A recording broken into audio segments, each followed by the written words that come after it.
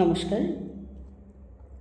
স্বামী বিবেকানন্দের বাণী ও রচনা থেকে একটি ছোট্ট অংশ, যেখানে তিনি বলছেন, অন্যান্য যুগে যে সকল কঠোর তপস্যা ও যোগাদি প্রচলিত ছিল তাহা আর এখন চলিবে না। এই যুগে বিশেষ প্রয়োজন হল দান, অপরকে সাহায্য করা। দান শব্দে কি বোঝায়?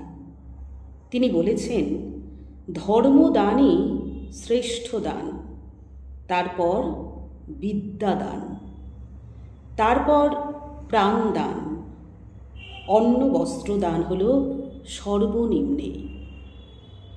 আধ্যাত্মিক জ্ঞানদান অপেক্ষা অন্যান্য সব কাজ নিম্ন স্তরের।